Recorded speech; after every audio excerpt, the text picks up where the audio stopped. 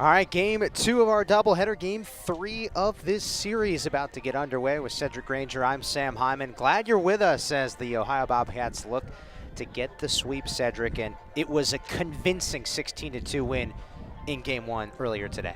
Yeah, Ohio, in that first inning, they came out blasting the baseball, or blasting the softball all over the yard. They put up 13 runs, and that ended up pretty much being the knockout blow that pretty much sent Kent State out of there really quickly. But now they get a chance to bounce back here in game number 2 of the day, and they'll go against a new pitcher for the Bobcats. Yeah, and that is Keegan Moore, the freshman from South Point, Ohio, making her 4th start of the season. And we'll get you the defense surrounding Keegan in just a moment. It's the exact same as the game 1 starting defense as Wessler gobbles that up and fires to first. Julia Mazanek is retired. 5-3 on the ground out, and that'll bring up Bree Despinese. The defense surrounding Keegan Moore in the outfield, same starters left to right: Belle Hummel, Yasmin Logan, CC Keitel, Shelby Westler over at third base. Sydney Grind is the shortstop, Tori O'Brien at second, and Alexis Daw is the first baseman, with Emma Hoffner doing the catching. Bree Despinese takes high. 1 ball and no strikes. Keegan Moore making her 4th start of the season, a 3.71 ERA in 22 2/3 innings. 14 strikeouts, 9 walks. And getting the opportunity to try and lead her team to a sweep, which would be very impressive. Ohio has already swept a number of teams in MAC play already this season. Sweeps over Akron, Bowling Green, Ball State, and 1 win away from doing just that here against the Golden Flashes, as that misses upstairs, and it's 3-0. Being able to stack those wins, especially in a conference where it's really so competitive. Each of these teams, I've mentioned it time and time again, really similar talent levels. To be able to come up with that many sweeps is absolutely fantastic. That hits the top of the zone, 3 balls and 1 strike. With the win earlier today, Ohio now 13-4 in MAC play, 23-16 overall. Those 23 wins match the win total from the 2022 season, the entire 2022 season, as Despinese draws a 1-out walk to begin this top of the first inning. Despinese was really one of the players we had circled coming into this series, but the Cats have done a great job being able to stifle her in all of her at-bats. She's been able to force a couple of walks here and there, but not really anything in terms of getting things going into hits in the outfield or even in the infield. Yeah, she has struggled hitless in this series, but she is aboard with a walk. And Alexandra Whitmore, the third baseman, at the plates. And she knocks this in the air. Wind carries it just a bit. Hummel snatches it for the 2nd out of the inning. Yeah, the wind speed's picking up just a little bit more, going from left field towards right field right now, with the American flag making that clear. But good start for the Cats. Yeah, 9 miles per hour officially on my weather app. Wind gusts. Emily Lippy at the plate. She takes a strike, and the count is 0-1.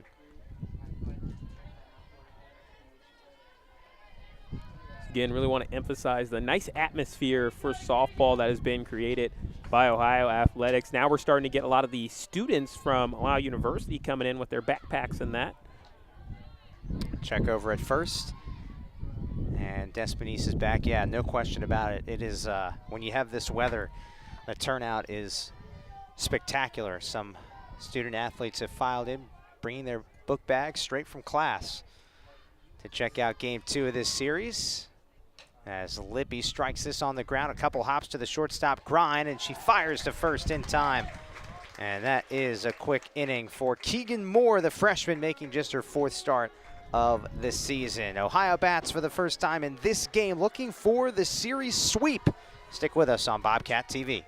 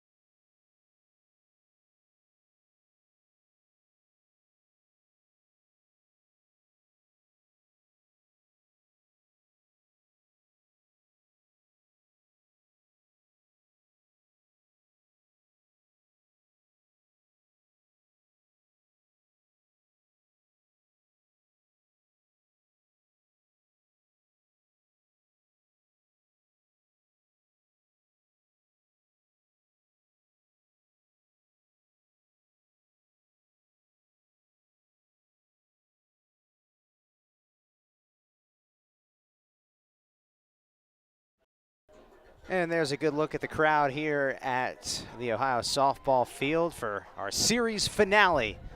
And the Morgan's message in the top left corner there as we look at the entire field in its totality. Of course, this is the Morgan's Message Mental Health Awareness Games, our doubleheader today. Back with Cedric Ranger, I'm Sam Hyman. And here's Belle Hummel to lead off, and that one buzzes up and in for ball one. Belle Hummel, a real nice addition to this team. The freshman at the top of the order creates a lot of havoc on the base paths for the Bobcats.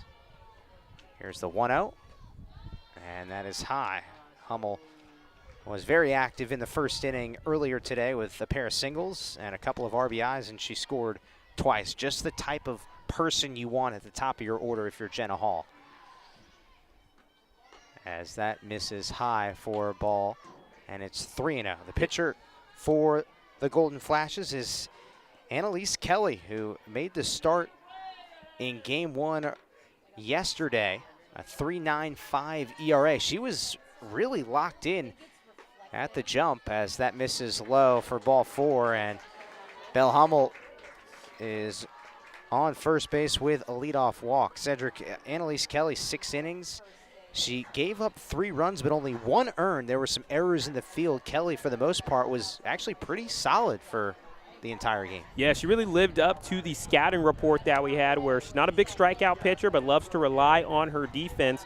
But a caveat of that is if the defense does make a couple of mistakes, you're going to get those unearned runs. But this isn't her first time pitching a complete game in a series, not once, but potentially having to do that twice, as she did that against NIU in Game 1 and Game 3 against them. Yeah, went 7 innings in both those games and worked around 7 walks in those 14 innings. But, yeah, control has been one of her struggles as Logan pops it up, and some trouble as that ball bounces in foul territory, but it looked like Whitmore may have played that in fair territory initially, and then the ball went foul, but the home plate umpire says nope, it was fielded and touched in foul ground. So we will do it again here with Logan at the plate. Now it's 0-2. Yeah, an interesting call. This is another one where if you kind of look at that again, could potentially be overturned. Yeah, would be interested to see that.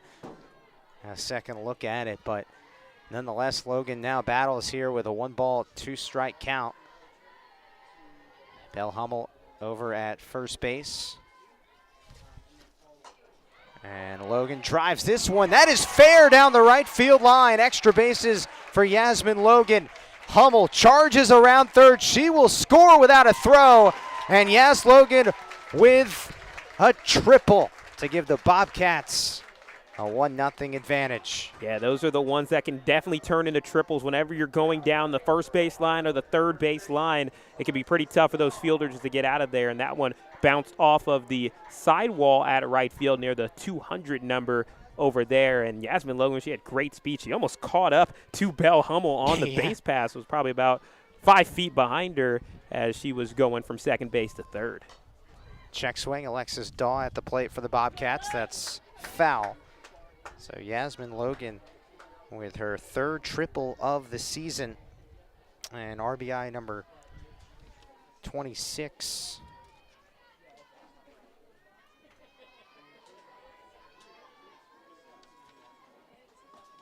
And this is grounded to the shortstop. Quick play at the plate here. Logan is out. Julia Mazanek didn't hesitate. She knew exactly where she wanted to go as soon as she fielded that. And Alexis Daw reaches on a fielder's choice. And Logan is out. So that is the first out of the inning. What do you think there with Logan going on the pitch? Yeah, I think that was actually a pretty good decision. First by Kent State in terms of being able to be decisive in their throw. That's been a problem that they've had where you have a runner coming into the plate, and Ohio has scored a lot in those situations throughout the series. So I don't blame Logan at all for going into home plate to try to pick up a run. But this time, decisiveness was there by Kent State. That is a change that we've seen from these last couple of games to now. Good coaching. Analia Paoli fouls that one off of her foot. And so Dahl will go back to first base. I mentioned earlier, that triple for Yasmin Logan. That's actually her 4th triple. She had a triple in game 1 earlier today. So 2 triples today for Yasmin Logan. As Paoli strikes that one foul to the right side. So once again, Cedric, the offense standing tall right out of the gates in the game, really sending a message to the Golden Flashes. Yeah, you talk about this first inning for the Bobcats, and not only game 1, but also here in game 2 of the doubleheader. When it comes to defensively, they retired the side in just 7 batters faced twice, and then they have a total of 14 combined runs. This is grounded foul, third base side. So we'll do it again, 2 balls and 2 strikes.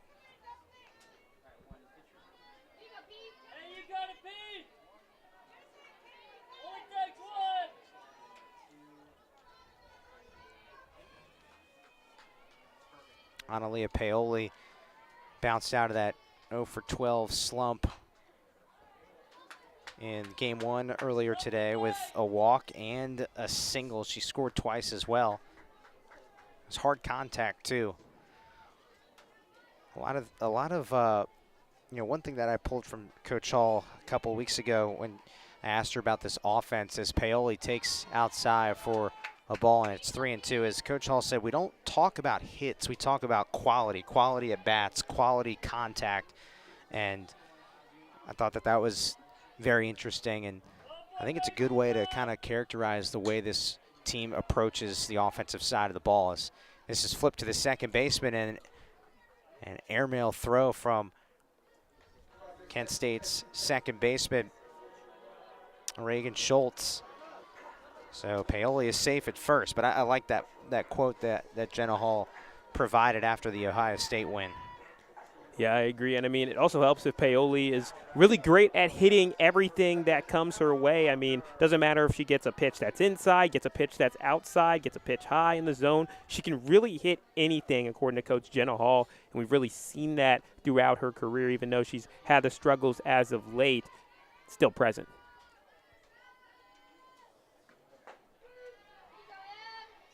Emma Hoffner takes a strike. And the count's 0-1. So 2 down for Ohio offensively, but they do have the 1-0 lead thanks to the RBI triple from Yasmin Logan. Annalise Kelly, we mentioned earlier, started game 1 of this 3-game set and was pretty solid. She relies heavily on her defense and has a really good changeup, according to head coach Eric Oakley. Likes to keep the ball down in the zone.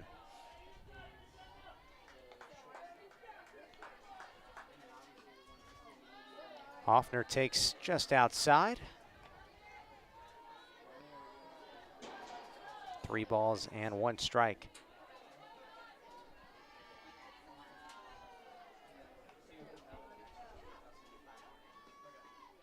And that misses low for ball 4. So second walk of the inning. That's something Annalise Kelly has had some difficulty with.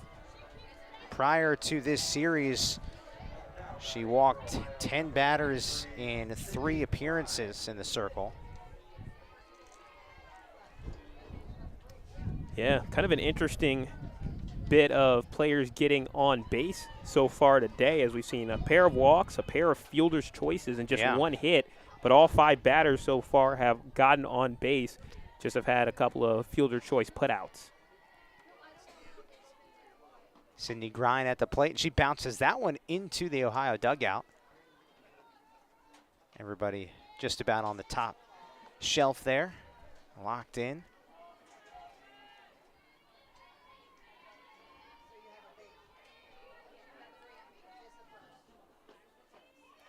And that is on the outside corner, called strike 3. Sydney Grine strikes out to end the bottom of the first. But Ohio gets a run. Yasmin Logan with her second triple of the day, an RBI triple to give the Bobcats a 1-0 lead. We will step aside as the top of the second comes your way next on Bobcat TV.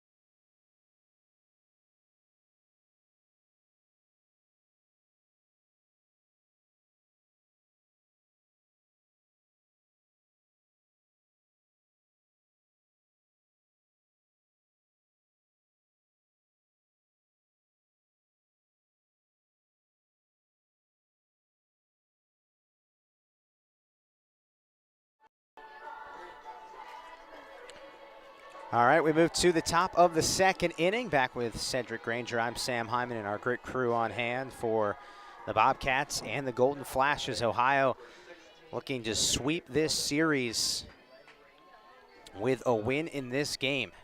The first game of the series was tight 3-2. That was yesterday. As this pitch is lined right at the shortstop, and Grind snatches it out of thin air. Heads up play from Sidney Grind. And that is one pitch, one out to start the top of the second inning. Yeah, Sam, she's having a great series right now, just being able to read that one, coming off of the bat hot, being able to get there, make the catch, and just by these fielders, the adjustments in midair to adjust their gloves to be able to get underneath that softball and scoop it up, it's fantastic. Yeah, we've seen some nice plays in the field today from Ohio. This is popped up, third base side, and Westler runs out of room. Strike one. CeCe Keitel made a tremendous play in the first game of our doubleheader today in right field. But yeah, some terrific defense from the Bobcats. That was against the batter who's currently up right now. And that is Becca Zachrich, who has been a bright spot for the Golden Flashes in this series. Recorded 3 hits in game 1 yesterday.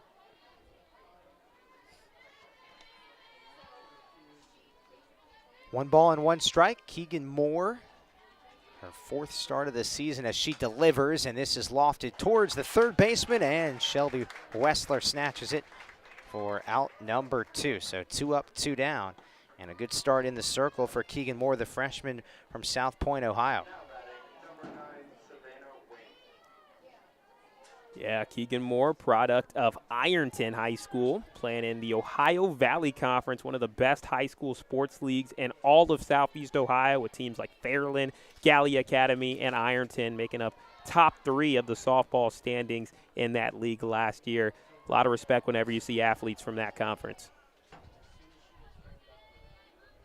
Yeah, first team All-State selection the last 2 seasons out of high school at Ironton, as that misses inside for a ball. And Keegan Moore, according to Tori O'Brien, is the best when it comes to karaoke on the team. Karaoke, huh? Well, even though she likes to sing, it's going to be all about keeping the bats quiet for the Kent State Golden Flashes. You had that one in your back pocket, didn't you? I sure did. I sure did. You sent me the alley-oop, I dunked it. I put it in the fairway, and you put it on the green. No matter how you slice it. Good work. 3-0 the count. Savannah Wing, a right fielder, awaits, and that one just touches the inside corner. Strike 1.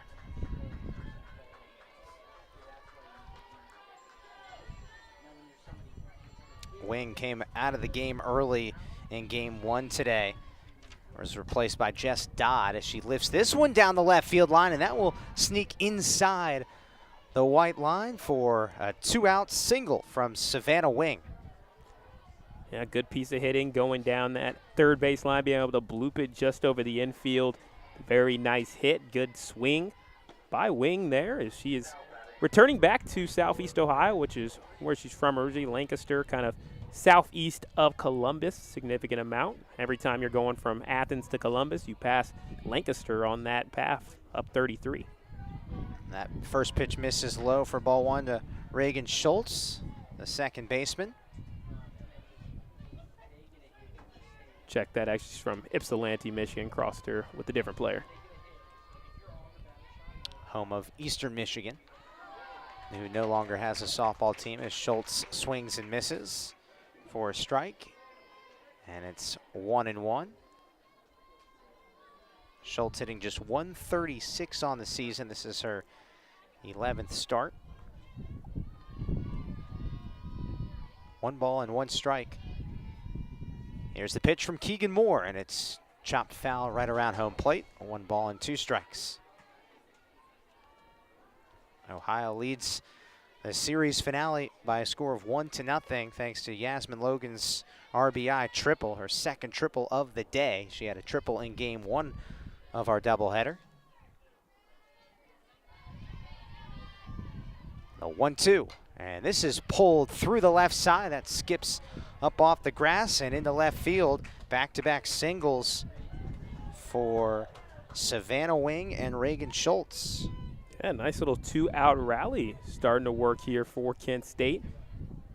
It's all about that bounce back situation here for the Golden Flashes. I mean, the last game about as ugly as could be, but it only counts as just one loss on the loss column. Does not matter what the score differential was in that game, and you still have a chance to have a reset here. You're down only one, and with an opportunity to get something going. It's like 15 seconds of the game. We're going to get Young. A pinch hitter here. Jalen Young will replace Sydney Shamo. Shamo started this game in left field.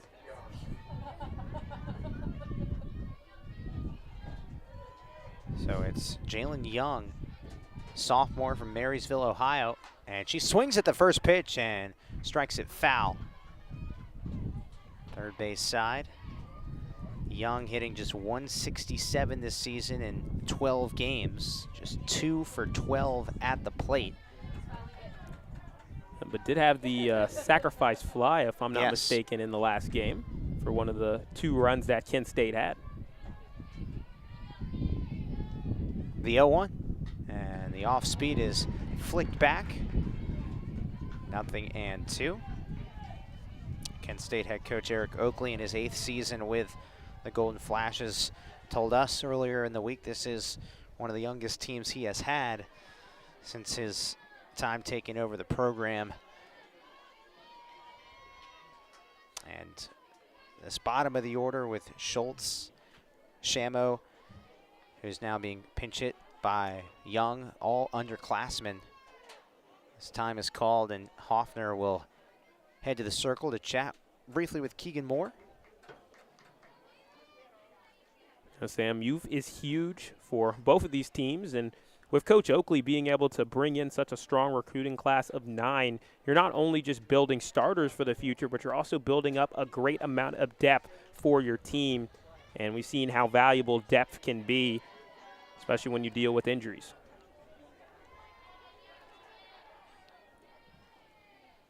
The 0-2 pitch is just outside, 1 ball and 2 strikes.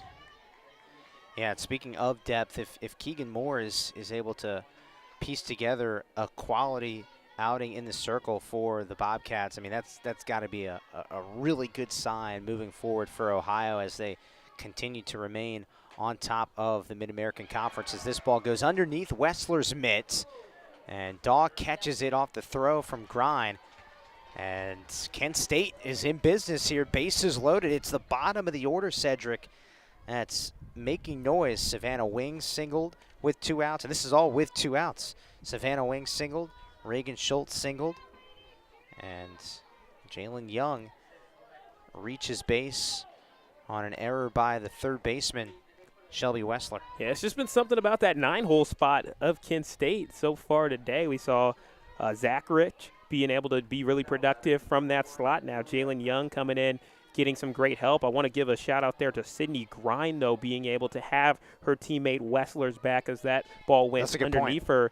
But she moved over from her shortstop position to help out just in case anything happened, and she was right there to prevent Kent State from getting on the board, because it would have 100% been a run if it weren't for that play. Yeah, that is a good point. That's a really good job by Sydney Grind, who was not a full-time starter at all last season and certainly has been impressive to watch in 2023. Julia Mazinek swings and misses, and that's strike 2. So Keegan Moore, what a spot this is for the freshman in the circle, making just her 4th start of the season, getting tested, and with an opportunity to escape this serious jam. Bases loaded, 2 outs, the pitch, and the off-speed is lined right back up the middle. Clutch hitting from Mazinek, and Kent State is on the board, and they tie this game at 1 on the 2-out RBI single from Julia Mazinek.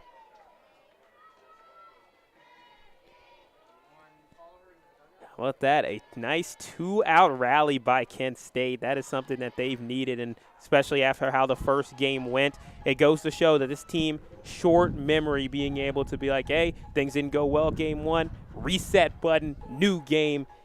Even though we have 2 outs, we're going to continue to fight. We're getting something going, playing to the final out in a frame. That is what they're doing so far today. And how about this right here? Jenna Hall brings in the infielders and the outfielders to have a conversation, and then separate from that, Derek Brown, the pitching coach with over 30 years of experience on all levels, a quick conversation with Keegan Moore and Emma Hoffner to try and find a way out of this inning. It looked like it was going to be a pretty quick inning, with Moore retiring the first 2 batters of the frame. But after that, some hard-hit softballs from Savannah Wing and Reagan Schultz, then an error from Shelby Wessler. And Mazanek, a senior, delivers the team's first run. And now you've got one of the best hitters on the team, if not the best, statistically, Bree Despinese, a freshman catcher at the plate. And she takes a strike on the top of the zone.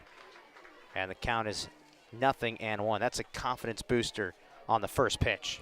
It certainly is, knowing that Despinese is on her way up, even though Ohio has stifled her so far throughout the series, being able to know that she does present danger as she is a lefty bat, too, working against a righty pitcher.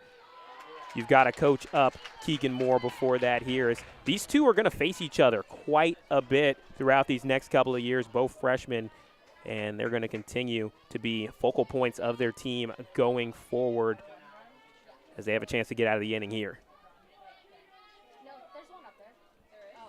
There's the pitch, and Despinese launches it high in the air to left center field, and Bell Hummel makes the catch to retire the side. So Kent State ties this game at 1. And we move to the bottom of the second inning. After this, you're watching all the action, midweek Maction. Come back and join us for the bottom of the second on Bobcat TV.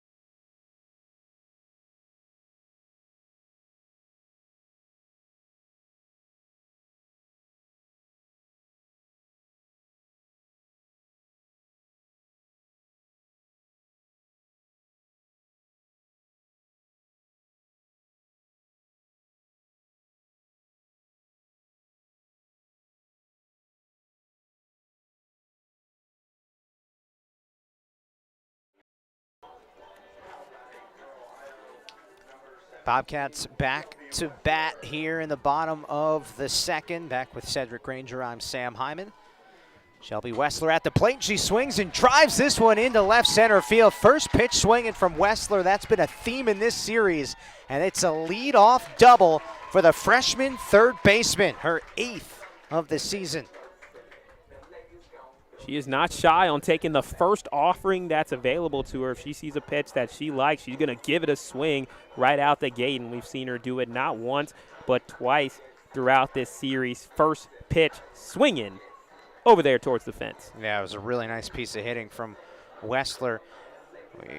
We talked about it last game, but Shelby Wessler in game one had that clutch hit to kind of spark the rally from the Bobcats. It was a double down the third base line as CeCe Keitel bunts that one foul. A double down the third base line that was with 2 outs, and it was on the first pitch. Pardon, it actually started the inning, but it did lead to 2 runs. 2 important runs, of course, as well to tie up that game and just get some momentum back where this game right now it's flowing. It was Ohio early, then it was Kent State being able to seize it during the top part of this inning. Now here in the bottom, it's up to Ohio to be able to try to take it right back. CC Keidel having a quick conversation with Jenna Hall, first-year head coach over there in front of the Ohio dugout.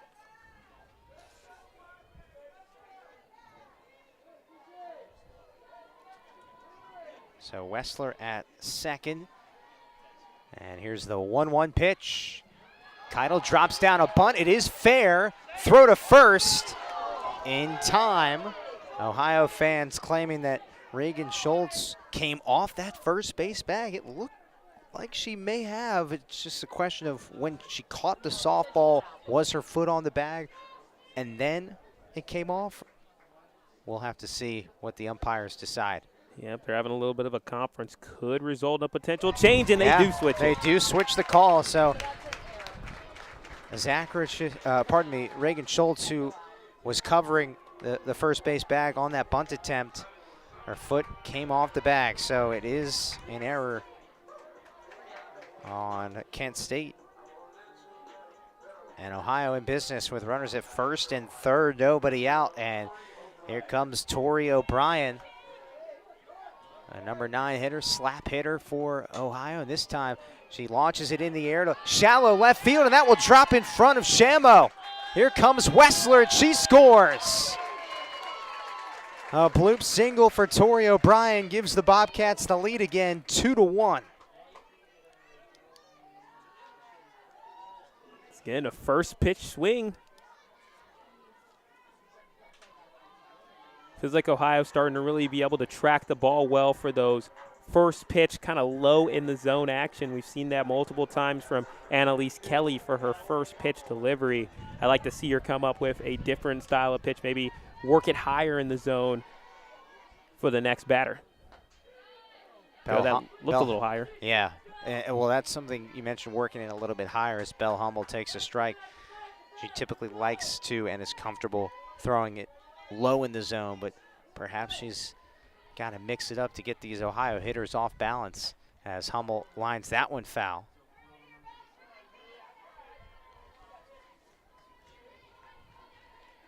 No outs here in the bottom of the second inning. A pivotal call a moment ago with Bree Despines committing a throwing error that initially was called an out, but the throw pulled Schultz off the first base bag. So CC Keidel stayed out there. Now she's at second base. And Annalise Kelly, there you see her in the circle with work to do.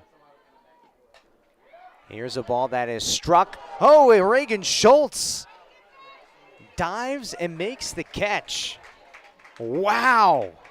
Snow cone style had us up out of our seats almost, at least on the edge. Sam, I don't even know what's going to be the catch of the day today. That one might be it, though. My goodness, what a play. Looked like it was just going to be just outside the reach of her glove. But once again, you can tell each of these players in the infield, just unbelievable ability to bring in the softball. Yasmin Logan swings and misses at the first offering for strike one. That was an impressive play. It was also a heads-up play by CC Keidel to not get doubled off there. She quickly hustled back to the second base bag as that misses low. 1 ball and 1 strike.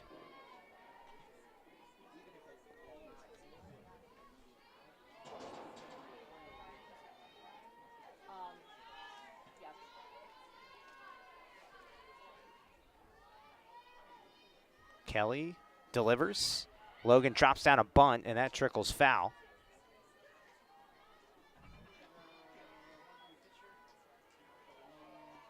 Ohio took the first 2 games of this series, and with a win today would sweep their 4th MAC opponent already this season.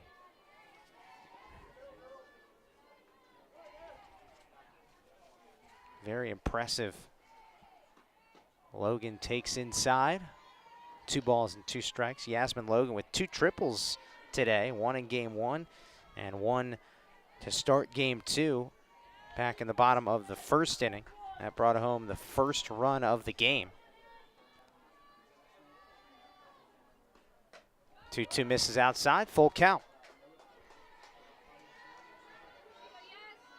Another important aspect of being able to sweep the series for Ohio potentially is being able to keep that lead against Western Michigan, Miami, and Northern Illinois, who were all trying to catch up to the Cats. Yeah, yesterday Western Michigan won, so they're 6-3 in league play. Miami won, they're 9-6, and NIU and Akron both picking up victories as well. 8-6 and 8-7 in league play respectively. Logan jammed, pops it up just to the left of the circle, and Alexandra Whitmore makes the catch. So that is the second out of the inning. And the next batter is Alexis Daw, who entered today, tied for 4th in the Mid-American Conference with a .378 batting average. She had another multi-hit game in game 1 today for Ohio. As this is grounded sharply towards Zacharich, and she'll take it to the bag herself for the out. So that will end the inning, but not before Ohio gets a run back. RBI single from Tori O'Brien. 2-1 lead for the Bobcats as we move to the third after this on Bobcat TV.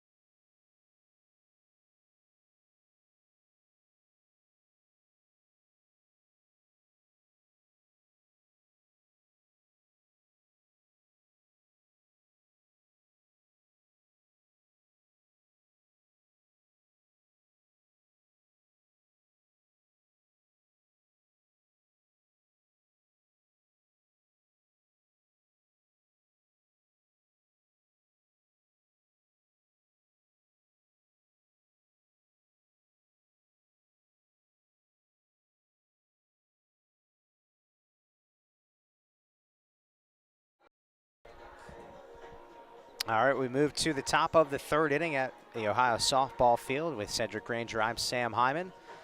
Bobcats back in front by a score of 2-1 thanks to Tori O'Brien's RBI single.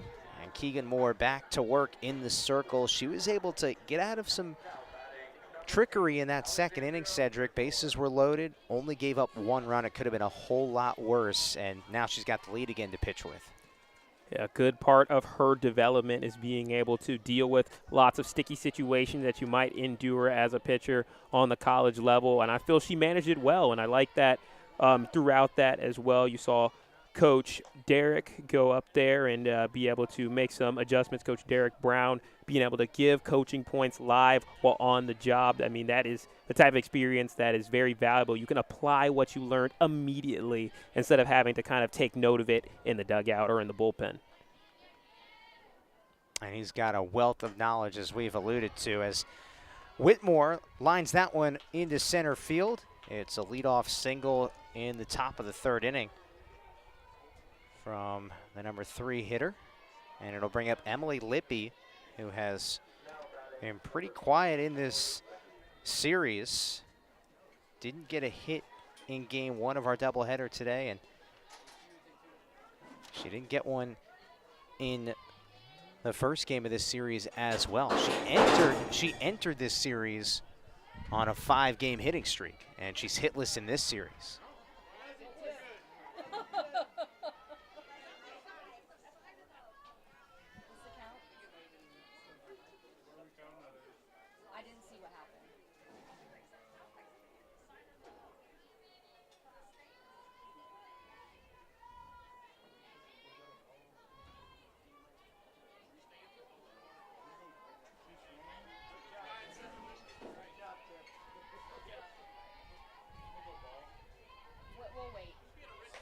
That misses outside.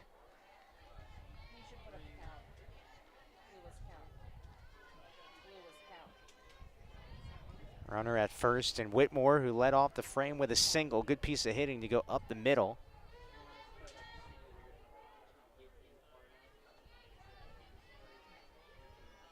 Pitch from Moore, and this is hammered onto the baseball field. Bob Wren Stadium getting some action. Exactly. You'll see that with these fields being so close. Sometimes you'll get the softball foul balls that would be fair in Bob Wren Stadium. 1 ball and 2 strikes as Keegan Moore prepares and delivers. Lippy hits it foul to the right side.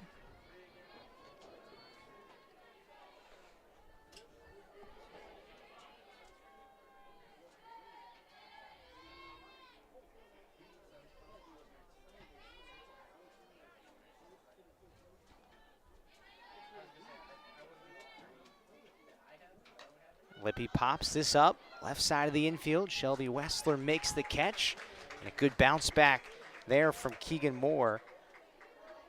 1 down in the top of the 3rd inning. Well, going back to the Central Michigan series, Cedric, Keegan Moore did not start in any of the games. The 3 games, Ohio dropped 2 out of 3. She did come in and throw 2/3 of an inning, but to have this opportunity, as we talked about, certainly important, and so far she's done a pretty solid job as this is lined into right center field. Delaney Robeson with some speed charges into second. The throw is cut off by Alexis Daw, and Alexandra Whitmore scores. Kent State ties it up again, this time 2-2 on the RBI double from Delaney Robeson. Tisket for Tasket as Kent State once again being able to respond to the Bobcats with a run of their own. It was interesting with Whitmore on the base pass. She took a look back to kind of see where everything was going, which is pretty interesting. Don't see that a lot. But her speed was able to still help her get home. Probably cost her maybe a second or 2. Nevertheless, game tied up. Kent State not going away.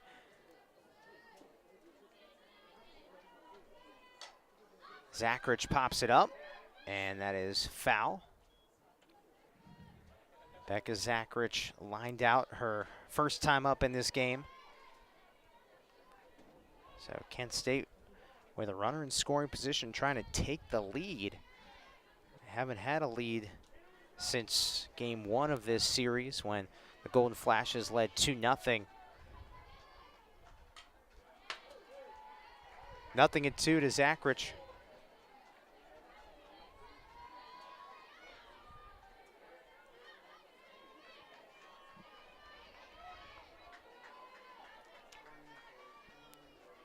Still only 1 out in the inning.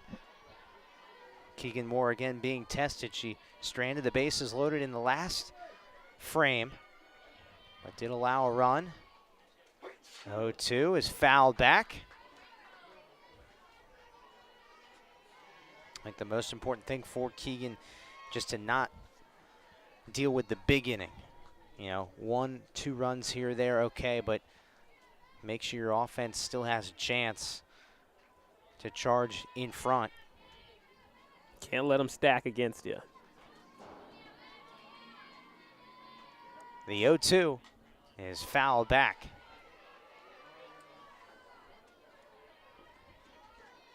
Becca Zachrich was an all-state selection twice as an outfielder in high school.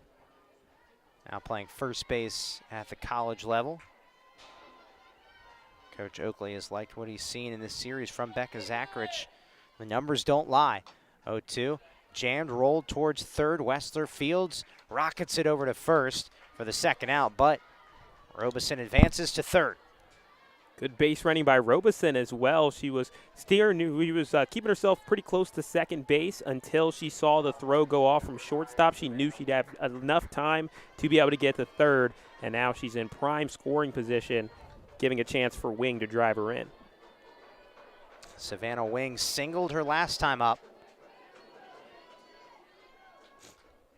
First pitch is, that was very close, but it is called a ball. 1-0.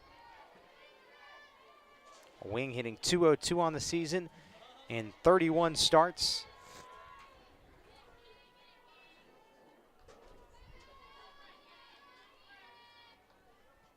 1-0 is lifted into left field. And Bell Hummel right there. Easy work for the freshman. And the inning is over. Kent State responds and ties the game up at 2. Got a good series finale here at the Ohio softball field. Come back for the bottom of the third next on Bobcat TV.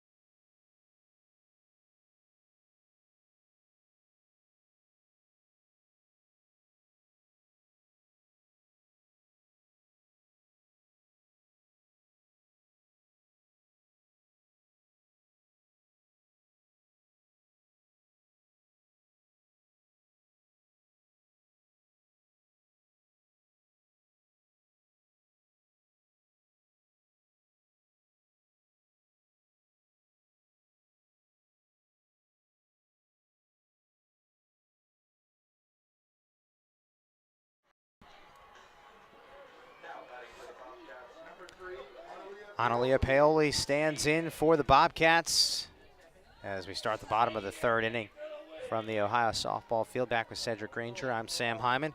Annalise Kelly remains in the circle for the Golden Flashes. She was the starter in game 1 of this series as Paoli whacks this one on the line. That'll dump into left field. And Analia Paoli leads off with a single. Ball gets away.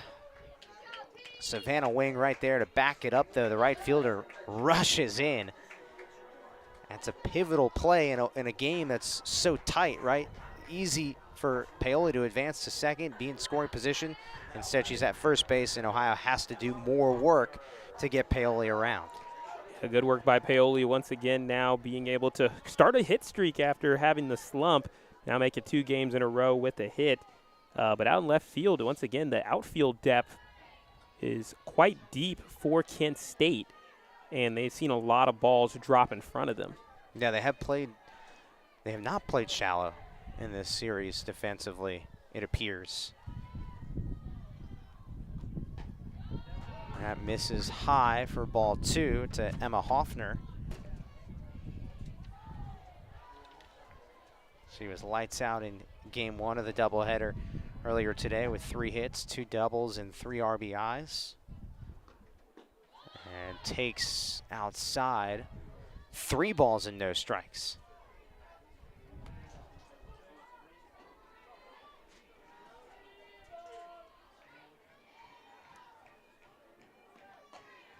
That misses outside, ball 4, 4-pitch walk. So the Bobcats have runners at first and second for Sydney Grind. Hoffner's walked twice in this game now. After being able to keep it pretty well in the strike zone most of the second inning, we're kind of back to some of these pitches missing and the control problems coming back again here in the third for Annalise Kelly.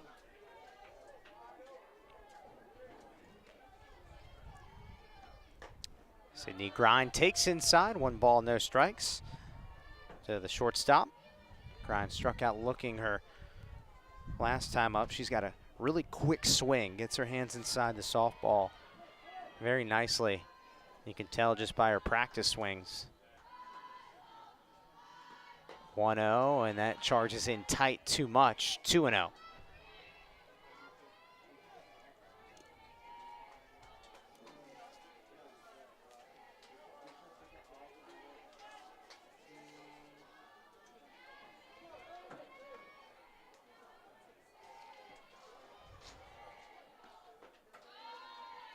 And once again, Annalise Kelly behind in the count 3-0 for the second consecutive batter. Yeah, it makes 7 pitches in a row that have been off the mark. She's got to find her strike zone again, and not too much backing her up in the bullpen right now either. And a 4-pitch walk, so the bases are loaded. Remember, Kent State very thin in the circle. No Kylie Ringler, who is out due to injury. Gabby Sherman is not available as well, and the Golden Flashes just lost Morgan Bowers, another one of their pitchers, so 3 pitchers not available. They have really had to dig deep in this series. And now Ohio with a lot of work to potentially take advantage of here with the bases loaded. Paoli's at third, Hoffner at second, and Grine at first base. Shelby Wessler, who loves to pounce on that first pitch. Beware if you're Annalise Kelly. This is an important one. Here we go. And that one's in the dirt.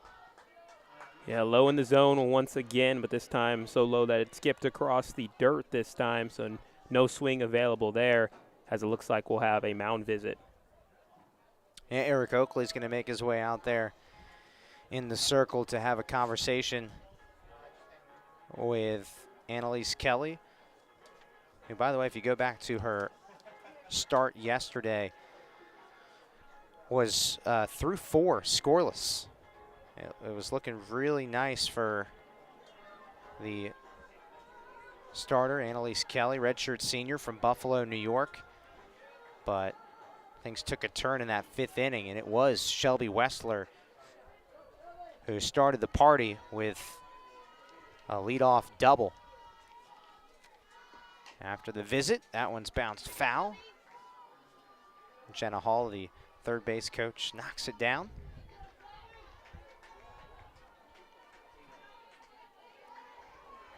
One ball and 1 strike to Wessler. And that misses low, 2 balls and a strike.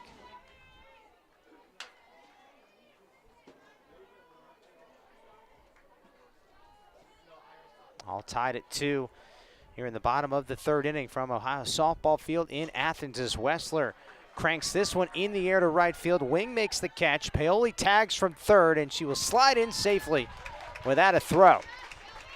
Shelby Wessler, not a hit, but she delivers productive out, sacrifice fly. Will give Ohio the 3-2 advantage here in the bottom of the 3rd inning, and Hoffner moves to third, and there's still only 1 out. That's where walks will really come back to bite you, loading up the bases with a pair of walks, already pushing Analia Paoli, who was trying to get herself to second base back earlier. She ended up earning second and third because of those 2 walks and put herself in prime scoring position for any ball that went into the outfield to result in a run. And Ohio back in front with the lead. Back and forth we go. Yeah. Now CC Keitel, first pitch swinging, gets jammed and pops it up. Not what you wanted if you're the Bobcats. That out's not going to push a run across. Easy play for Alex Whitmore. And now Tori O'Brien will step into the lefty batter's box. She did drive in a run her last time up out of the 9 spot. It wasn't a slap approach, which is what she typically does. She launched it out into left field. This one is popped foul to the left side. 0-1.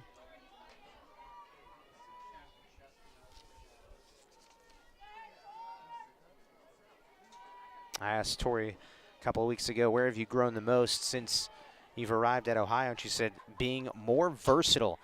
This is bounced towards third. Whitmore chucks it to first, and that retires the side. So Ohio strands a couple, but they do reclaim the lead. Now 3-2 advantage over the Kent State Golden Flash as we head to the 4th inning on Bobcat TV.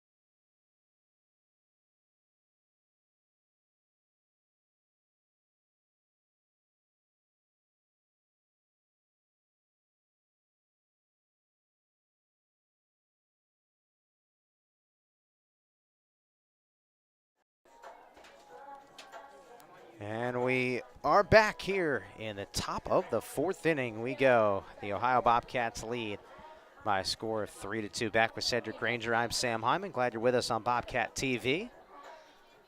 Nothing but ones on the scoreboard since the bottom of the 1st inning. It's been an intriguing trend that has kept everybody on their toes thus far in our series finale as Reagan Schultz steps in, the freshman, and she swings and charges this one into left field. Schultz is aboard on one pitch with a single. That's her 2nd hit in this game. Once again, we see an inning start off with a leadoff single for Kent State. And that has made it a very entertaining game where Ohio, they've had the lead or kept it at a tie for the entirety of the game. Kent State, though, has been able to respond each and every time. But the question is, will they figure out a way to take the lead?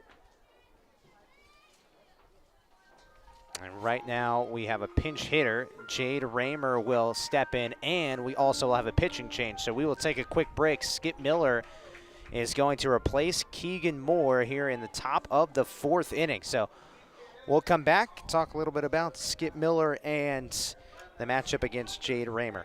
Stick with us here on Bobcat TV.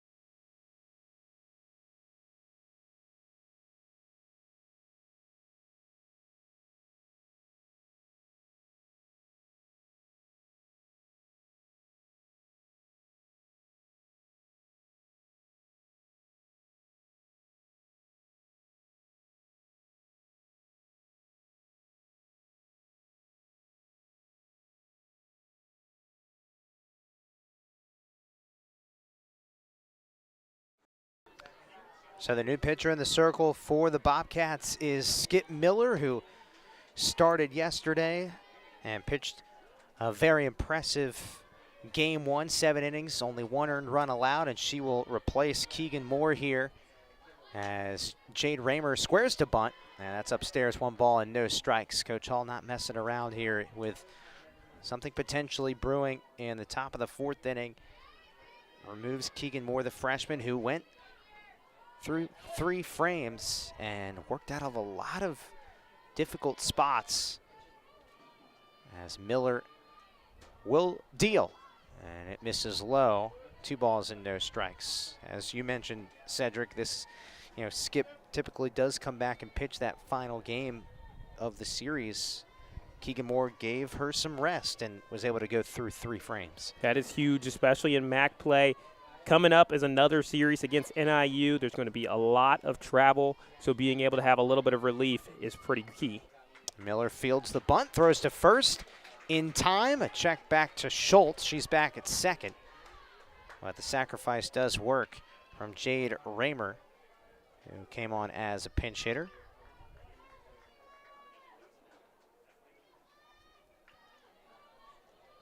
And now the lineup turns over for Julia Mazanek, the shortstop, who's 1 for 2 in this game with an RBI.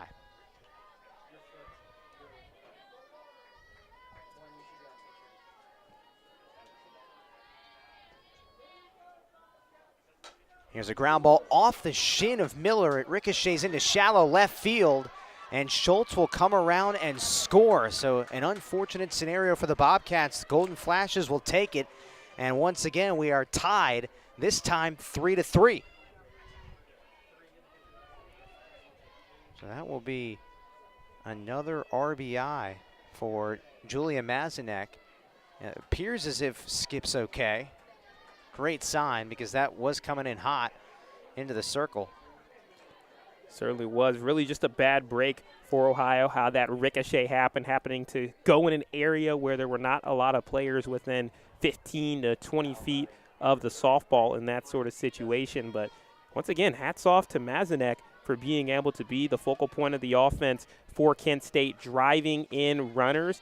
And you could tell this Golden Flashes team, they're just not going to be denied in this game. They get down one, hey, we're right back in it, and they're staying with the Cats stride for stride. Yeah, short memory, especially after earlier today getting beat 16-2.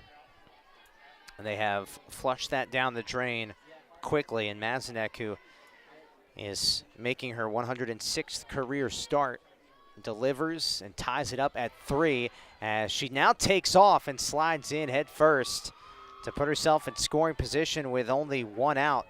And the batter right now, Bree Despines, with a chance to potentially give the Golden Flashes the lead.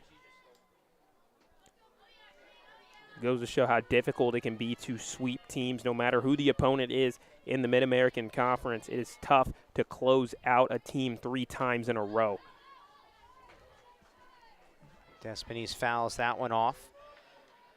Bree told us a couple of days ago she started as a right-handed hitter at a young age, and then her hitting coach, who we mentioned yesterday, Brock Till, worked with her when she was in a slump at the age of 14, and she started to just strictly bunt from the left side and then turned into a slap hitter, and now she's a pure hitter from the left side of the plate and leading the team, hitting above 300 coming into today.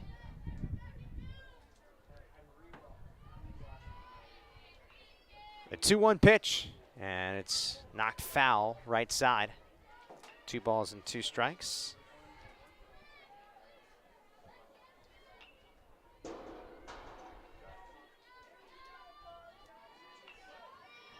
Still really looking for that first opportunity to get a hit. She did get a pitch that she got underneath a little bit, but it ended up being a pop fly out to a left center field. So we'll see what this offering delivers here. That's high, 3 balls and 2 strikes.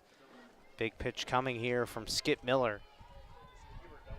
And as we mentioned, typically pitches game 1 and then game 3 of the MAC series. And she threw 12 and a third innings last weekend at Central Michigan. And that is low, ball 4. So Despines draws a walk, and now Kent State with runners at first and second with only 1 out.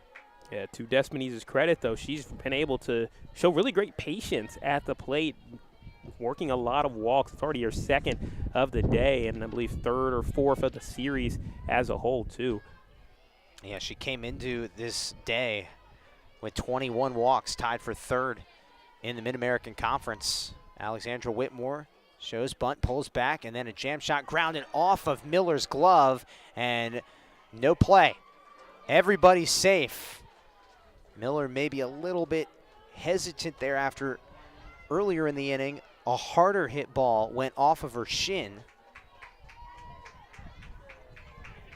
Either way, the bases are loaded. And Kent State now with a golden opportunity with their cleanup hitter, Emily Lippy, to take the lead for the first time in this game.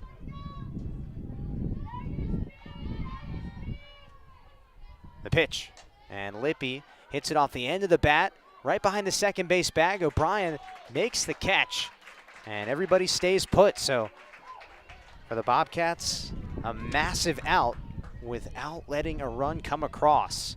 And now there are 2 away, so this would be a Herculean effort by the Bobcats if they get out of this. That was huge. It was just shallow enough for Mazinek not to go. Yeah.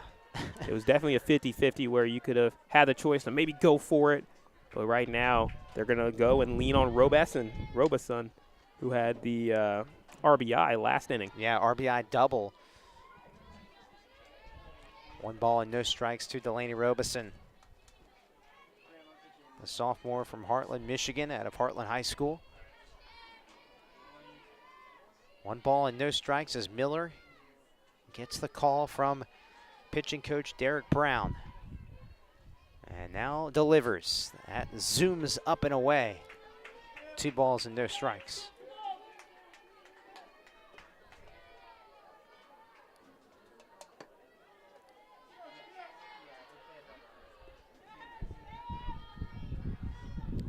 Bases loaded, 2 outs.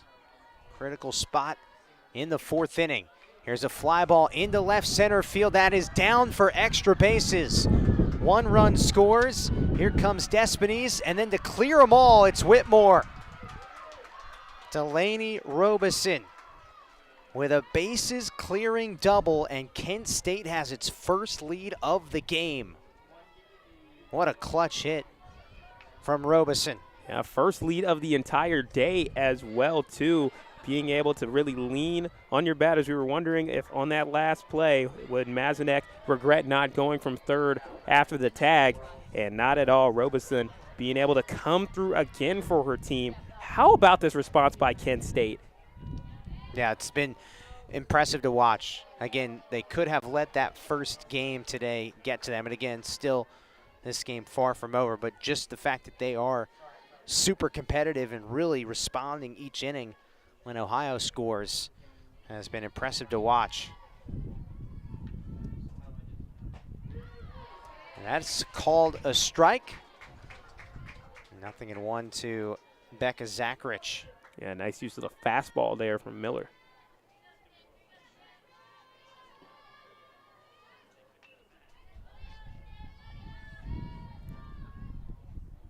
And that maneuvers outside, so the count is 1-1 strike. Pardon, 2 balls and a strike.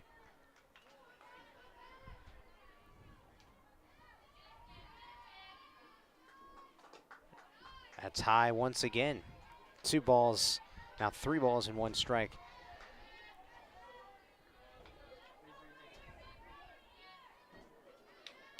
Two down here in the top of the 4th inning. Kent State leads it 6-3. 3-1, and that buzzes high and tight, ball 4. So the inning continues. I wonder if this is fatigue or just Miller missing her spots here. But the Golden Flashes are taking advantage. And Savannah Wing is the 9th batter to come to the plate for Kent State in this frame. And I like this here from Emma Hoffner, just to go out there and try and calm down Skip Miller with 2 runners on. Yeah, could also be working through maybe a little bit of pain from taking the ball right on her ankle as well, too. That's not easy to bounce back. I know all these players are very tough, but those injuries and those types of things, sometimes they don't show it, but it could linger a little bit. Yeah, it could linger a little bit mentally, too, because there was another ball that was hit back to the circle, and it bounced off her glove. It wasn't hit as hard, but after you experience that harder hit ball prior, you know, that might be going through your head. So now she is back, ready to roll. Savannah Wing, 1 for 2 in this game. And there's a fastball in the outside corner for strike 1. Man, I say that our little pattern that we had going of 2.5 innings straight of 1 run happening, and each frame has ended, as Kent State has quadrupled that with 4. This is pulled foul up the first base line. Yeah, Ohio will still have plenty of time to respond. Their offense has been knocking at the door.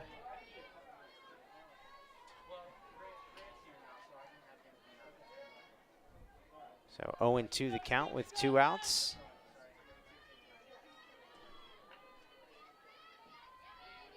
And Miller delivers upstairs, 1 ball and 2 strikes.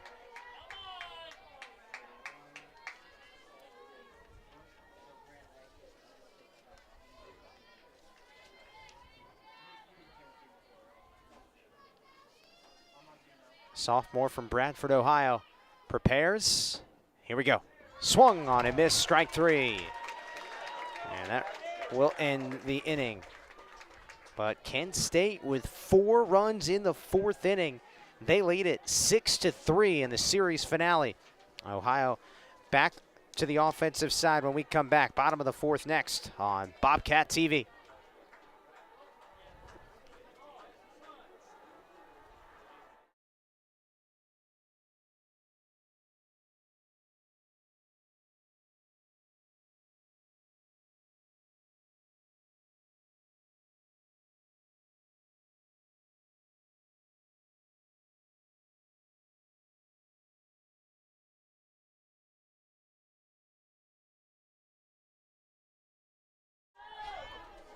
All right, we resume action back in the bottom of the 4th inning at Ohio softball field in Athens. Top of the order for the Bobcats. Try to answer the bell after Kent State scored 4 in the top of the 4th inning. Cedric offensively, we'll see what happens. Bell Hummel, Yasmin Logan, Alexis Daw, 1, 2, 3 in the order for Ohio. Saw what you did with the answer the bell there. Bell Hummel being up for the Bobcats.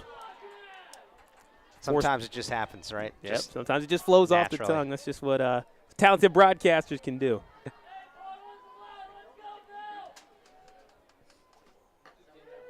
And that is a called strike. 1 and 2. Bell Hummel walked in the 1st inning and scored, and popped out in the 2nd. And she takes outside. Good AB here from the freshman left fielder. 2 balls and 2 strikes. Yeah, she has a really great eye whenever she's running up in the batter's box to be able to make her approach to her swing. Being able to know when not to go is huge. And this is chopped towards the first baseman. Zachrich quickly tags out Hummel. And that is the first out of the inning. I'll bring up Yasmin Logan, who tripled homer run in the 1st.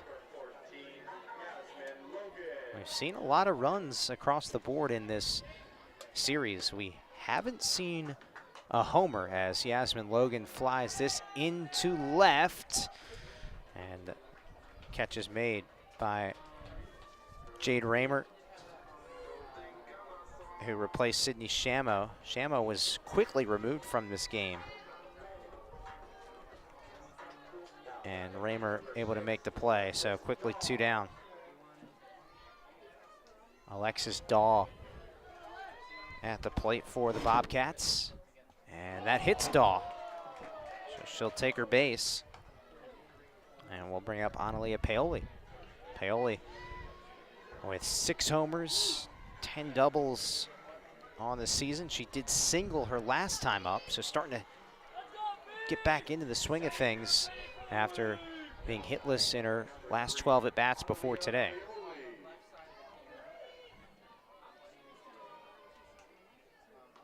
And Paoli strikes this one into the Ohio dugout.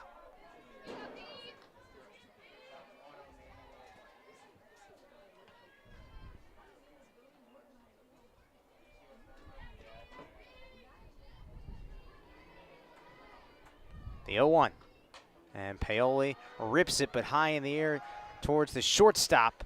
Mazanek battles the sun, wins that battle, and ends the bottom of the 4th inning. So Ohio puts up a 0 on the scoreboard. Nothing doing for the Bobcats. And we go to the 5th inning with Kent State leading 6-3 in the series finale from Athens, Ohio. Back in a moment on Bobcat TV.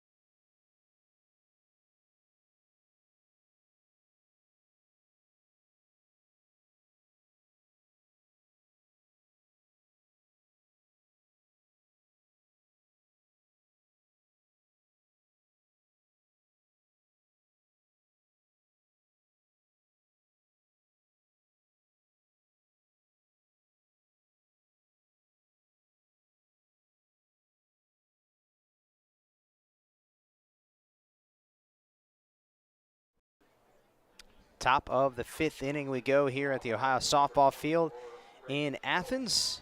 Beautiful day for a double dip of softball action. We had game 1 earlier. The Bobcats won in convincing fashion 16-2. And now Kent State trying to win this series finale, leading it 6-3. As Reagan Schultz swings and misses for strike one. That was a rough top of the fourth for Skip Miller. She entered the game after Reagan Schultz singled, and there was a ground ball hit off of her shin and deflected, unfortunately, in a position where Ohio couldn't make a play on it. That's a beautiful drop pitch from Skip Miller, change of speeds. And then another ball went towards the circle, and it went off of her glove. Now, kind of a reset, new inning, fresh start. Think present moment. O'Brien can't make the play at short, just out of reach from the second baseman, Tori O'Brien, and Reagan Schultz once again singles. She is 3 for 3 in game 2 of the day. Yeah, make it 4 straight innings now, Sam, for the Kent State Golden Flashes with lead-off singles. Getting on base with your leadoff runner for an inning is huge for being able to set the groundwork for getting a couple of runs on the board, and there's a reason why they have scored in 3 consecutive innings, trying to make it 4. Jade Raymer knocks this foul left side. Count is 0-1. Alexis Daw with a glove tap there, first baseman for the Bobcats. Always good to have that subtle encouragement when your squad is down.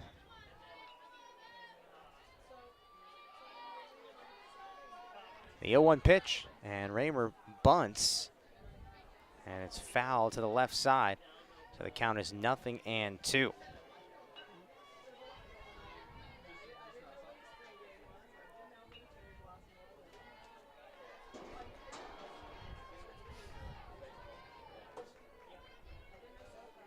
Miller waits patiently, receives the signal from Derek Brown in the dugout. And the 0-2 is popped up, left side into the stands, and foul. Looked like it hit off the leg of a fan in attendance. Seems all right, though. Yeah, he's got a little smile on his face. Yeah, he's laughing. Put a couple ice cubes on it, call it a day. Here's the 0-2. And jam shot, and Raymer dumps it into left field. Great piece of hitting by Jade Raymer out of the 9 spot, and that is 2 hits, 2 singles to begin the top of the 5th inning. Kent State not done yet. Not at all. They are starting to rack up these hits, single after single after single after single. Got a double thrown in there as well, of course, too, with Robeson has a pair of doubles, but just being able to spray it all around. 10 hits for Kent State today. Yeah, and Skip Miller will come out of this game, and we will take a quick break and come back. We got a pitching change. Ohio behind 6-3 here, as we'll resume the top of the 5th inning after this on Bobcat TV.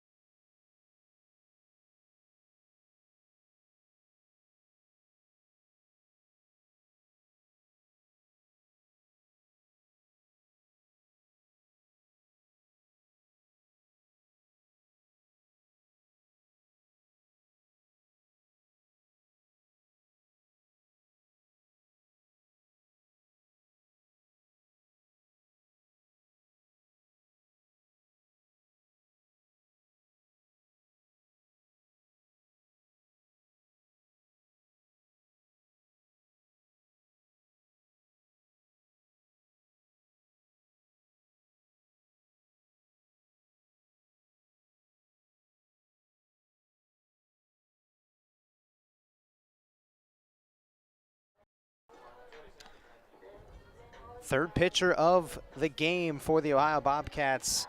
It's the starter from game 2 of this series for Ohio, and Kylie Kofelt, who will replace Skip Miller as we welcome you back to the Ohio softball field in Athens. To the top of the order, Julia Mazanek drops down a bunt, and it's foul. 0-1 the count to Mazanek, who has a pair of RBI singles in this game for the senior shortstop out of the leadoff spot.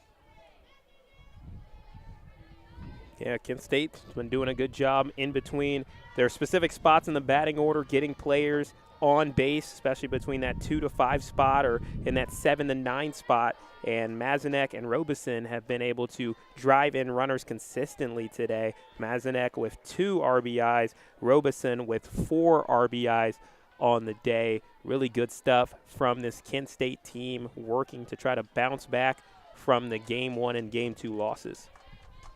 Yeah, trying to snap a 4-game skid.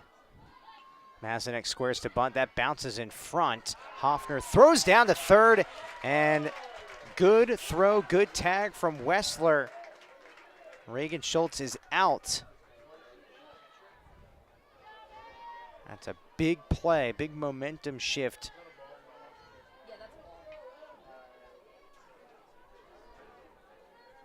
It's a good play there. The throw a little bit shorter from home to third than home to second. And being able to get it there on time with some good speed was Hoffner. There's a ground ball. This one sneaks through the left side.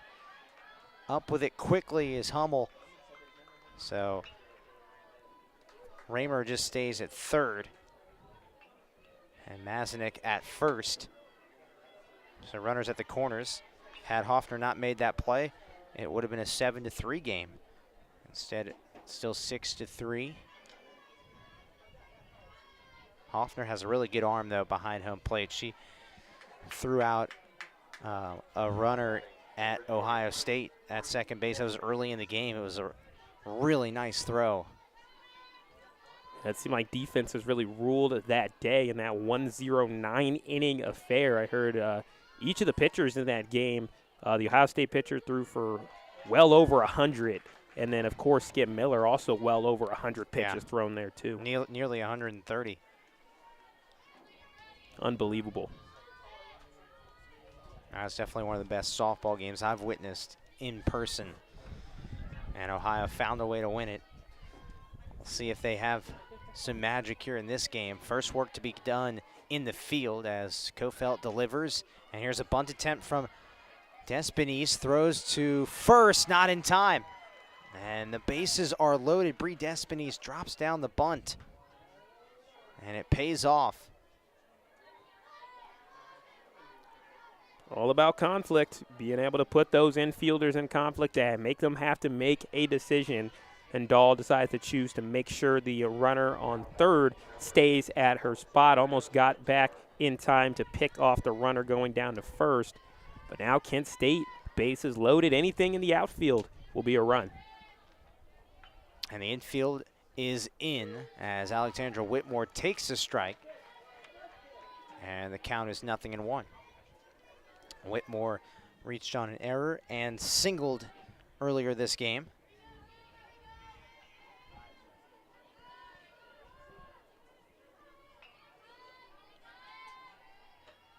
The 0-1 pitch, and this is lined into left field. Hummel charges in and makes the catch. Great positioning in the outfield from Belle Hummel, the freshman. And there are 2 down, so Ohio can get out of this troublesome spot. Yeah, I like the momentum she came downhill with as well, like being able to chase that ball. It was coming into shallow left field, and she had enough momentum where if she would have made a throw, would have definitely had a chance at any sort of cutoff if Raymer decided to tag up. Next batter is Emily Lippy, and this gets to the backstop, and here comes Raymer. Tag is late. Jade Raymer scores to make it 7-3, Kent State.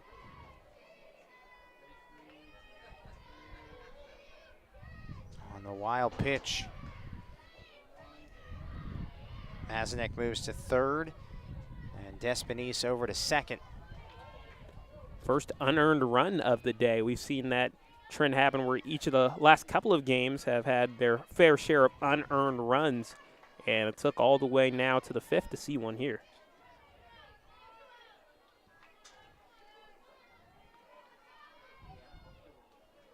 Emily Lippy with a 1-0 count. Here's the pitch, and that rockets high for ball 2.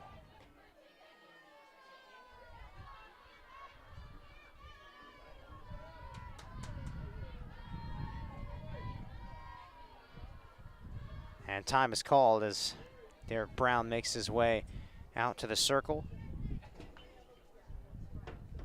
Former assistant at Toledo last season. And now joining forces with Jenna Hall for year 1 of this staff, along with Lily Piper. An excellent staff. Just a quick chat there between Brown and Kylie Kofelt. Again, to have that immediate insight, just to pass a word or two along, to kind of wake up Kofelt. Again, tough to come in. You know, she started game 1. It's a much different mindset, much different approach when you have to come into a game. And that was the case we saw with Skip Miller, just looked a little bit out of sorts. Yeah, it certainly is. Lippy is fooled on the off speed. Something worked there based on the conversation. 2 balls and a strike. Yeah, sometimes it's nice to just even have a little bit of a mental break as well. One thing that a lot of people don't take in account for, with this being game 40, this has been a long season. It's a lot on these players, especially when you're playing 3 games in 2 days. Lippy grounds it to the shortstop. Nice play from Sydney Grind. Sure-handed over there, and that will end the inning. Kent State adds a run to make it 7-3. Golden Flashes looking to avoid the series sweep. We go to the bottom of the 5th inning after this on Bobcat TV.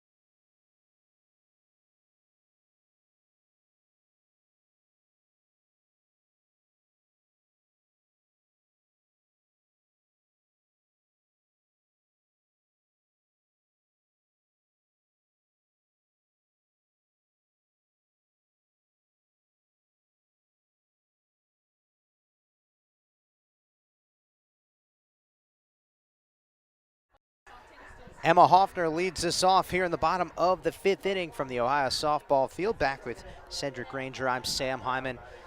You could not ask for a better day for softball here in Southeast Ohio on the banks of the Hocking River. With the beautiful bike path, the cherry blossoms, the convocation center. I mean, it's a spectacular setting here as Hoffner takes a strike, 0-1. Yeah, especially along the bike path right behind us. Hoffner strikes this one. Whitmore grabs it. What a play by the third baseman, Alexandra Whitmore. And that is the first out of the inning. Hoffner has been hitting the ball so well, though, today. Not able to get on base right there, though. Yeah, that was the first time we've called Whitmore's name defensively in a while, but she had her name all over game number 1 of this series. So seeing her get back into the mix, back again, making another dynamic play, kind of with a backhand catch. And that really stopped a potential momentum starter from Ohio as Sydney Grind looking at a 2 balls, a no strike count. How about Annalise Kelly? Her performance in this game. She has weathered the storm as that misses inside.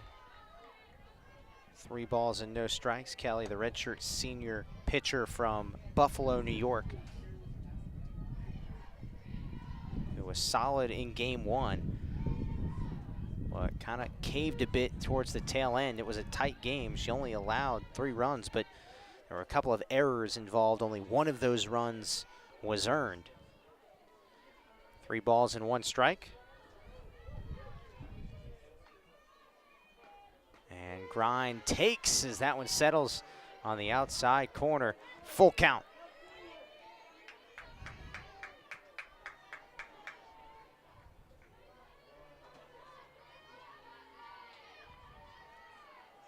Payoff pitch is low, ball 4.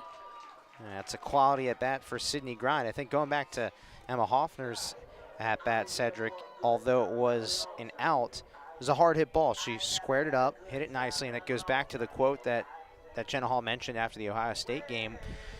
While it's great to get hits, they don't necessarily look at hits, they look at quality. A quality AB from Hoffner with that pure contact, and then Grind draws the walk here.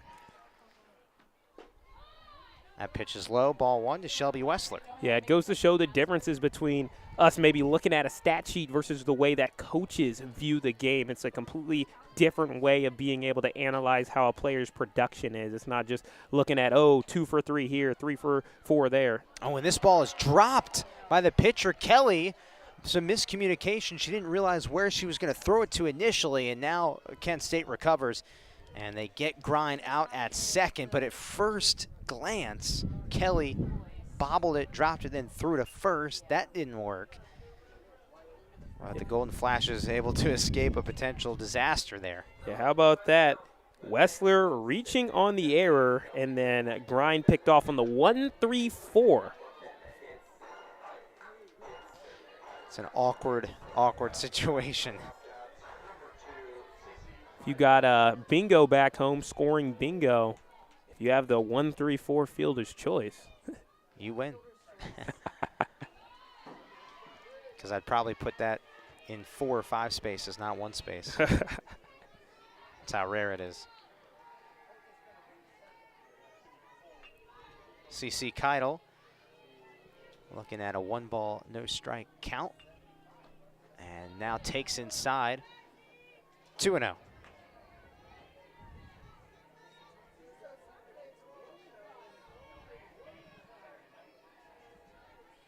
Two down here in the bottom of the 5th inning. Ohio trails Kent State in the series finale 7-3. Golden Flashes put up 4 in the 4th inning. After we kept going back and forth, trading 1-run frames. Golden Flashes erupted for 4 in the 4th. 2-1 pitch, and Keidel takes on the outside corner for strike 2. 2 balls and 2 strikes. Here's a look at Annalise Kelly. Very focused throughout the course of this game. The redshirt senior deals, and Keidel hammers this one into the Ohio bullpen.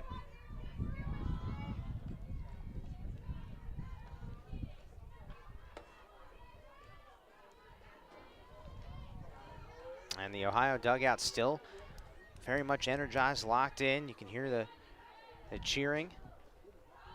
3-2, and Keidel fights it off.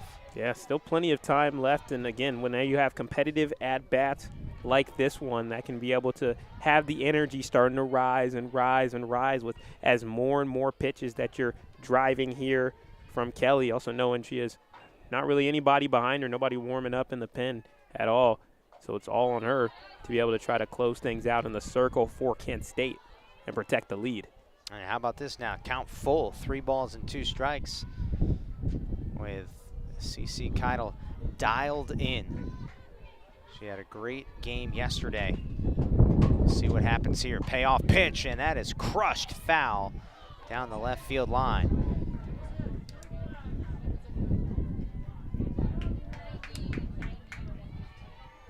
Still 3 balls and 2 strikes with Wessler running immediately on contact.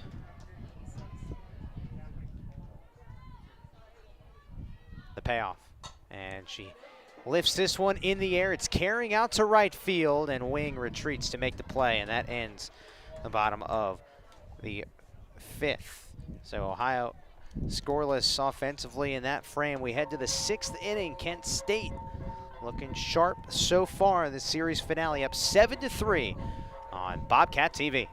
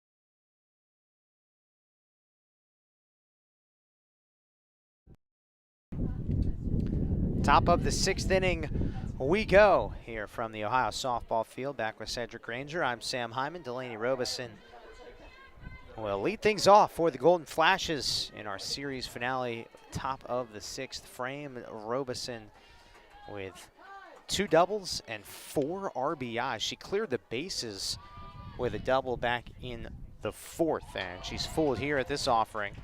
Strike 1. Big time bat for Kent State today.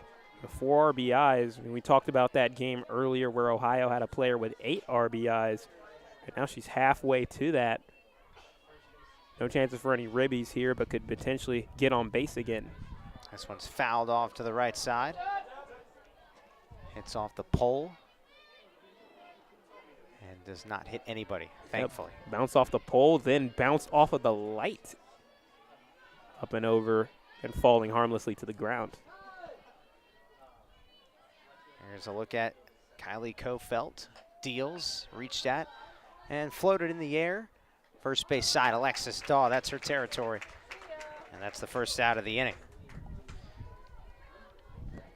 So Kylie Kofelt, if you're just joining us, taking over after Keegan Moore and Skip Miller gave it their all in the first handful of innings. Kofelt was the starter in Game 2 earlier today of the series. Quality outing for her, the Duke transfer. As that misses inside, and the count's 1 ball and no strikes to Becca Zacharich.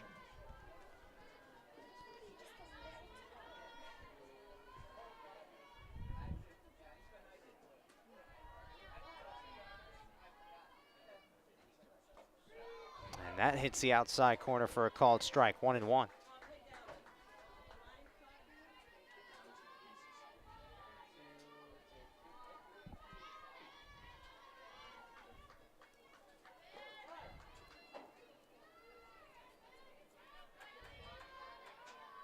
A 1-1 pitch on the way, and is swung on and missed.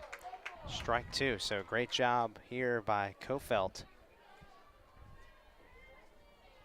Taking her time in between pitches.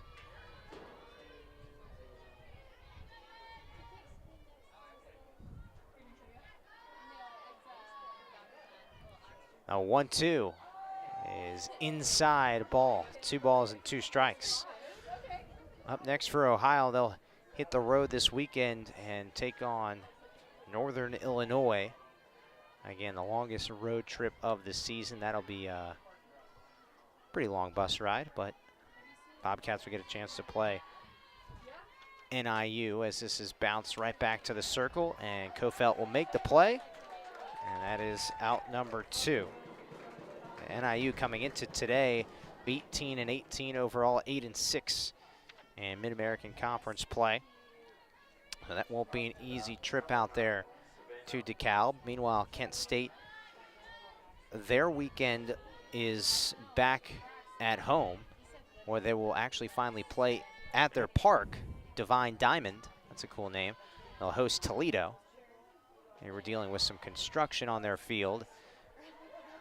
as Savannah went around, so it is a strike, 1-1 the count. Yeah, they aimed to get back on their field, and they were able, more than likely, Coach Oakley was saying they were trying to get on it before they left to Athens. But I'm sure it's going to be big for them not having to go 40 minutes to go play a home game. Yeah, they were playing their home games in Berea, Ohio, which isn't ideal, but sometimes it's worth the wait, right? Getting some construction done on their facility, Divine Diamond.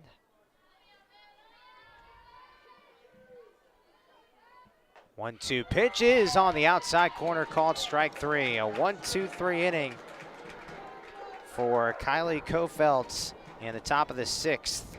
We head to the bottom of the sixth. After this, Ohio will have Tori O'Brien, Belle Hummel, and Yasmin Logan due up, trying to get the bats cooking, trailing 7-3. Back in a moment on Bobcat TV.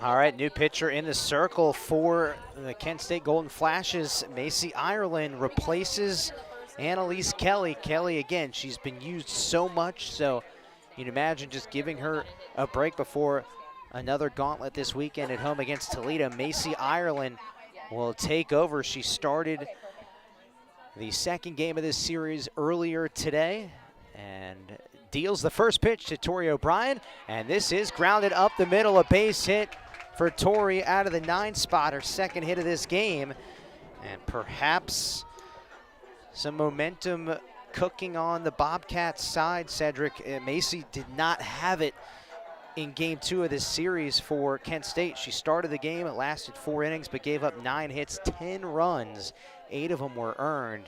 The Bobcats had her number. Can she rewrite the ship in this game, though? Yeah, it was the really bad start that got her that first time around. And then after that, she came back in kind of almost in a full start anyway, because there was only 1 out on the board when she came back into the game. She registered 5 strikeouts and didn't give up too much after coming back in the ensuing innings. But nevertheless, it'll be tough to bounce back and could be a good chance for Ohio to get something going. Hummel grounds it to the first baseman, and Zachrich makes the play. And so that is the first out of the inning. O'Brien scampers down to second. Yeah, it really was that first inning that did it to her, allowed 13 runs came across, but so far, nothing bad yet here for Ireland as Yasmin Logan will step to the plate. And she swings and misses for strike 1.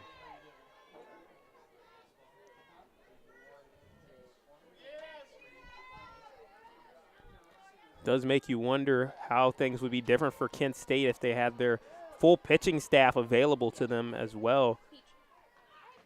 Logan swings and foul, tips it into Despinisa's mitt for strike 2. Yeah, definitely you wonder if things would be different for not only in this series, but just for this Kent State team with the likes of Kylie Ringler who had a 3.14 ERA last season, Gabby Sherman. And Logan chases that one way out of the strike zone for strike 3, 2 down. And with Ireland, her position was really coming out of the pen, being able to come in as a relief pitcher, which, as we saw earlier from a lot of the Ohio pitchers that have taken their place in the circle so far this afternoon, it's a different mindset going from a starter to a reliever and being a reliever going to a starter. And she's been forced really to go back and be a starter. But now we're seeing her coming out of the pen, back in a position maybe she's more used to throughout the entire season, because she looks fairly comfortable compared to what she did in Game 1.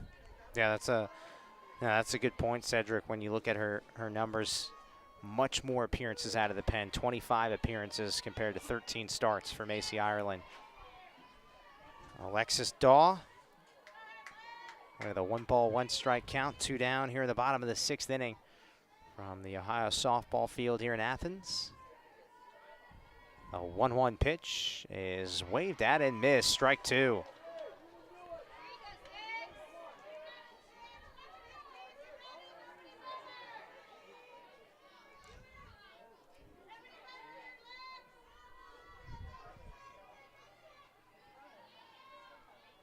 Ireland readies and delivers. And that is on the outer corner, called strike 3. Macy Ireland with some emotion after that, and she strikes out back-to-back batters to end the bottom of the 6th inning. We go to the 7th. Kent State leading it by a score of 7-3, trying to avoid the series sweep. Come back and join us on Bobcat TV.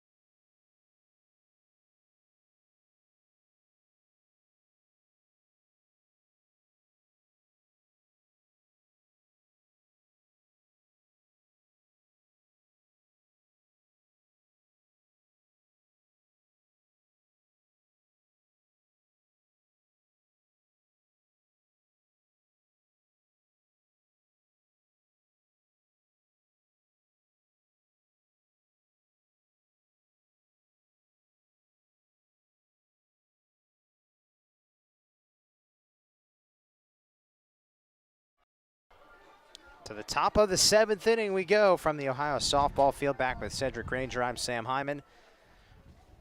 It's the bottom of the order for the Golden Flashes. Reagan Schultz will lead things off. She is a perfect 3 for 3 in this game with all singles. Somebody Eric Oakley mentioned to us earlier in the week has really stepped into her own as a freshman. Knew that she was going to have the talent to play at this level, obviously, or he wouldn't have recruited her, but the fact that she's doing it this early in her career, I think, is the biggest thing, that he pinpointed here in 2023. 0-1, misses low, and the count's 1 ball and 1 strike.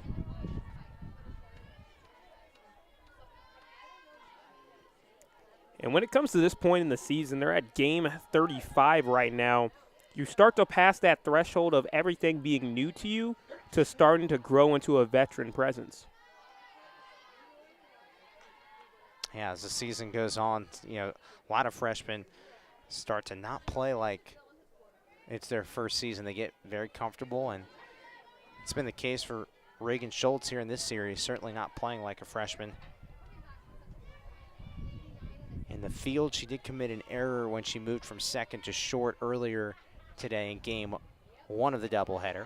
This is knocked down by Grine, and she fires it to first. Didn't give up at all. Great effort from Sydney Grine to retire Reagan Schultz. 1 away in the top of the 7th. So a good stretch by Dahl as well. Had to work a little bit inside of the plate, but making sure to keep that right foot attached to the first base bag, and that's 1 down.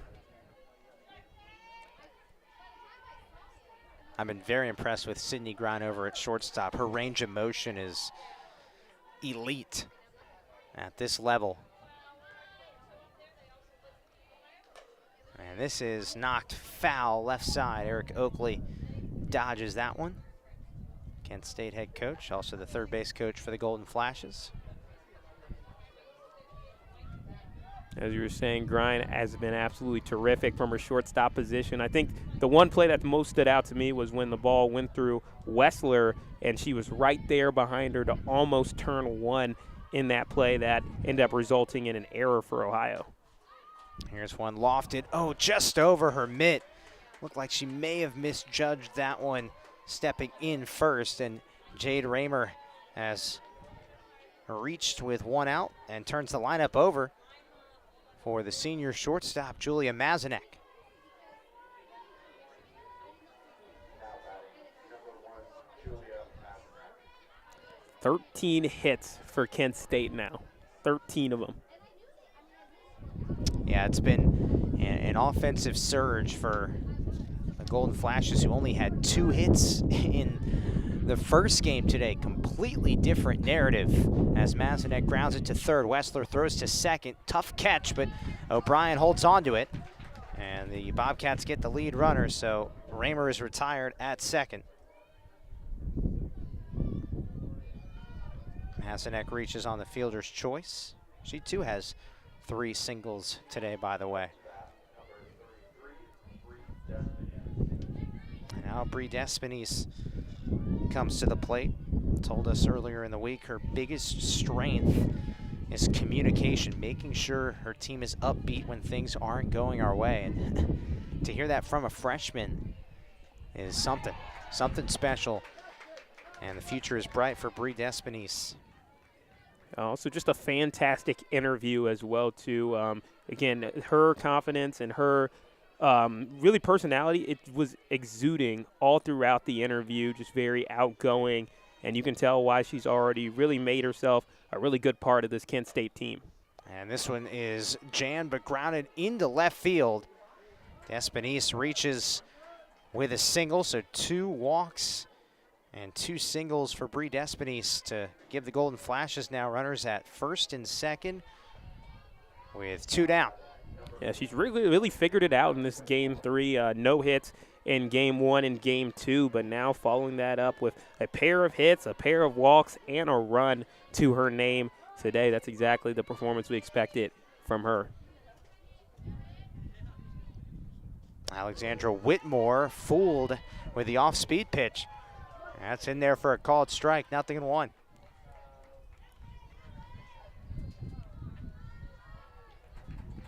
Bobcats have already won this series, but definitely leaves a little sour taste in your mouth if you can't conclude the series finale. They'll have one more shot in the bottom of the 7th with Analia Paoli, Emma Hoffner, and Sydney Grine. 4, 5, and 6 hitters due up for a potential rally.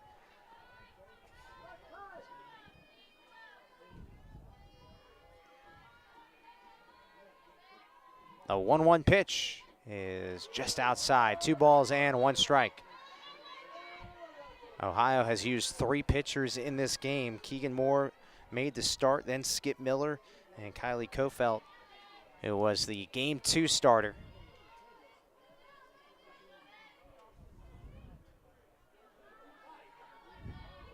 Two-one pitch, and Whitmore sends this one for a ride, and that's ticketed for the right center gap.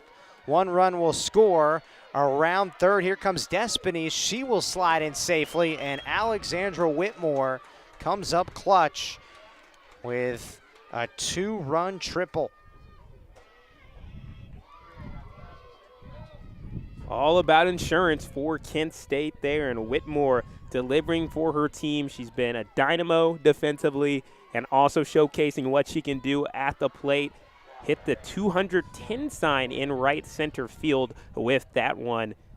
And now Kent State finding themselves up by 6. Even more comfort now for the pitcher Ireland to try to close off the game.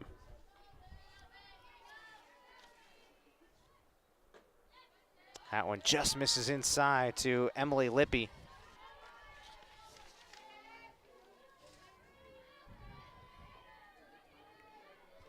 It's the first triple of the season for Alex Whitmore. A lot of speed on the base paths. 1-0 pitch is on the outside corner. Good location. Strike one.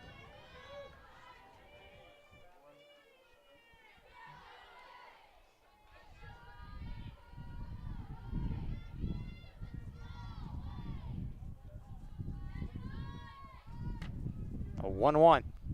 And Lippy bounces this one just foul. Third base side. As we alluded to earlier, the Bobcats with 23 wins already overall this season, which has matched their win total from 2022. So it certainly is going to be exciting to see what happens down the stretch. Still a lot of work to be done, but the improvement is clearly right there as Lippy swings and misses for strike three. And that will end the top of the seventh. Ohio with one last shot, down by 6. 9-3 is the score, heading to the home half of the seventh when we come back with Ohio having one last chance. You're watching all the action on Bobcat TV.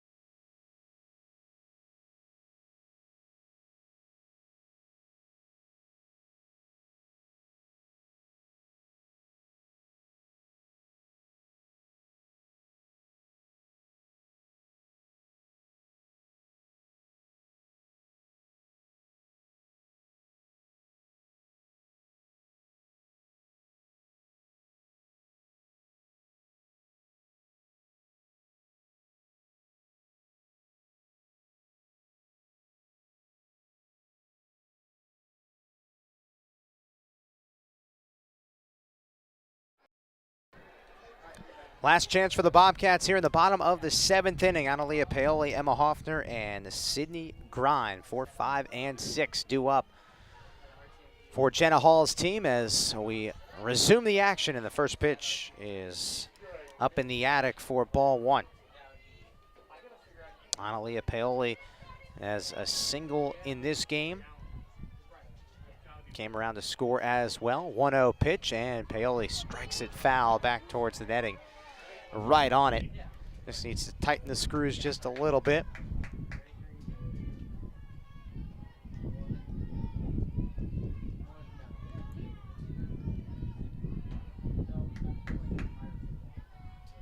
One pitch, waved at and missed, strike two.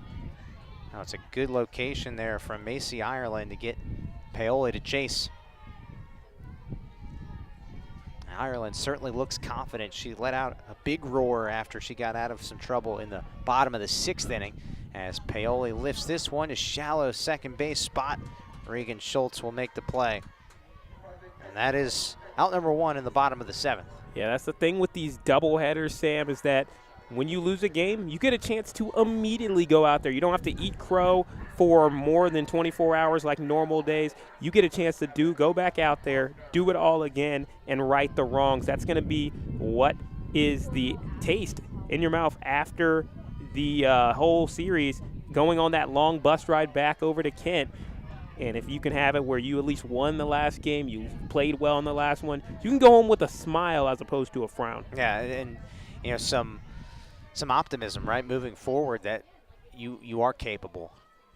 Here's the 1-0, and that is stationed just outside to Emma Hoffner, who has walked twice in this game, and then earlier today was a major piece of that 16-2 victory in game two with 2 doubles and 3 RBIs in the same inning as she blasts this one into left center field. That is down for extra bases. Hoffner rushes around first and has her 3rd double of the day. And this one comes with 1 out in the bottom of the 7th. A spectacular day for Emma Hoffner That can start a little bit of momentum for Ohio. They're not done just yet. Got to play to that final out. We've seen Kent State have a couple of 2-out rallies to begin their scoring today. So we'll see if Ohio can come up with a 1-out rally in the bottom of the 7th. Looks like Jenna Hall making a change here with a pinch runner. We'll see who she calls upon. It's going to be interesting to see how Ohio plays the rest of this bottom of the 7th out. Emily Walker will head out there to pinch run. And it's now Sydney Grind's turn.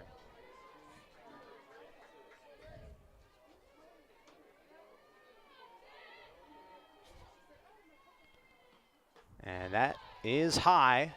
Upstairs, 1 ball and no strikes.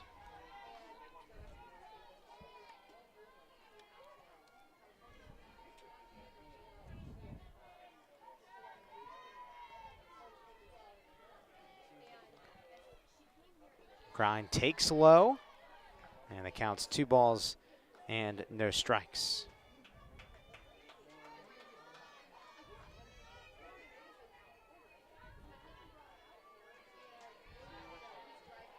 It was Emily Walker's sister, Tori Walker, scoring the game-winning run in that 7-1 comeback against Marshall. And this is blooped behind the first base bag. And it stays fair for the Ohio Bobcats, who now have put runners at first and third as it drops right in front of Reagan Schultz. Grind is aboard, and Hoffner moves to third. So something is starting to stir here offensively for the Bobcats. That's what it takes, just being able to get players on base and keep believing. That's what that Ohio team did when they came back from 6 against Marshall. It was a 7-1 ball game last year, and now they came in to this final inning down by 6 as well. We'll see if OSF Magic will return. Shelby Westler takes a strike, and the count is 0-1.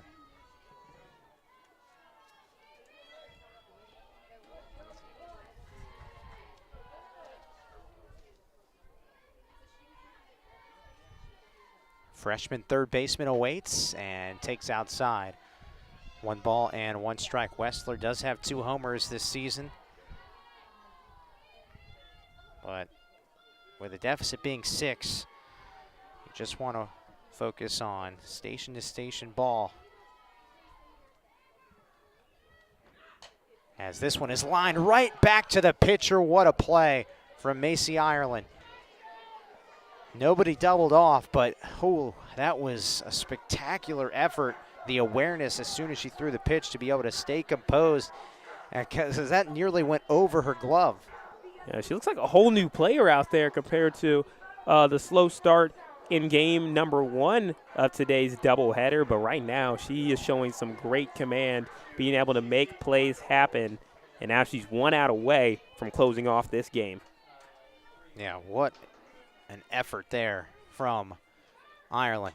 CC Keitel swings and clobbers it into left center field, and Raymer maneuvers over to make the catch, and that will do it. So Ohio does win the series, but they fall in the series finale to Kent State by a final score of 9-3.